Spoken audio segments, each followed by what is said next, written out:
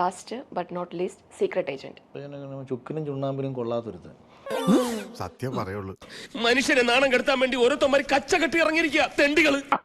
എനിക്ക് പറയാനുള്ളത് കൂടി കേൾക്കണം. ചുക്കിനും ചുണ്ണാമ്പിനും കൊള്ളാത്തവൻ സീക്രട്ട് ഏജന്റ് അഖിൽ മാരാർ. അല്ല സാറേ, ഞാൻ പറഞ്ഞത് സത്യ. ആ അഖിൽ മാരാർ എന്ന് പറഞ്ഞ വ്യക്തി പോയിരിക്കുമ്പോ അതിൽ സീക്രട്ട് ഏജന്റിനെ കുറിച്ച് ചോദിക്കണം എന്നുണ്ടെങ്കിൽ സീക്രട്ട് ഏജന്റ് എന്ന് പറഞ്ഞ വ്യക്തി ചുക്കിനോ ചുണ്ടാമ്പിനോ പറ്റുന്ന ഒരുത്തനായതുകൊണ്ടാണല്ലോ എന്റെ ടോപ്പിക് അവിടെ വരുന്നത്. മത്തായിച്ചിന് അറിയാമോ ഈ നാട്ടിൽ മത്തായിച്ചിന്റെ വില എന്താണെന്ന്? 8 രൂപ 50 പൈസ. അഖിലായിട്ട് സംസാരിച്ചിരുന്നു. അഖിൽ കുറെ കാര്യങ്ങൾ ഇപ്പൊ അതിൽ പറഞ്ഞ കുറെ കാര്യങ്ങൾ വെരി പേഴ്സണലി എനിക്ക് കുറച്ചും കൂടി ഡീപ്പായിട്ട് പറഞ്ഞു തന്നിരുന്നു. ഇങ്ങനെ നക്കി തിന്നാതെ അധ്വാനിച്ച് ജീവിക്കട. അഖിൽ പറഞ്ഞ പല കാര്യങ്ങളും ഞാൻ എടുത്തിട്ടുണ്ട്. കാരണം വളരെ ഹെൽത്തി ആയിട്ട് വളരെ ഇൻഫോർമേറ്റീവ് ആയിട്ട് ഒരു കാര്യം പറയുമ്പോൾ നമ്മൾ എടുക്കും. ഞാൻ എന്തായാലും എടുക്കും. കിട്ടേണ്ടത് കിട്ടിക്കഴിഞ്ഞാൽ തോന്നേണ്ടത് തോന്നാൻ ഇത്തിരി സമയം നല്ലതാണ്.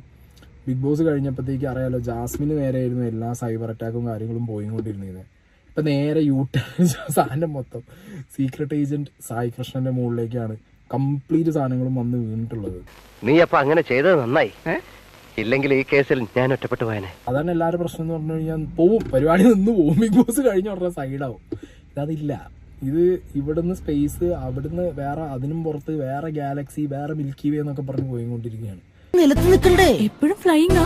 Flying or flying, always up in the air. നിങ്ങൾ തന്നെ ആലോചിച്ച് നോക്ക്, ചുക്കിനും ചുള്ളാമിനും കൊള്ളാത്തവനെ വെച്ചിട്ട് ടൈറ്റിലിടാം, തംബ്നെയിലിടാം, എല്ലാം ചെയ്യാം. അതിന് വ്യൂവർഷിപ്പ് വരും. സത്യം പറഞ്ഞാൽ ചുക്കിനും ചുണ്ണാമ്പിനും കൊണ്ടിട്ടാണോ കൊള്ളാഞ്ഞിട്ടാണോ എന്നുള്ള ഡൗട്ട് ഇപ്പൊ എനിക്ക് വന്നുകൊണ്ടിരിക്കുന്നുണ്ട്.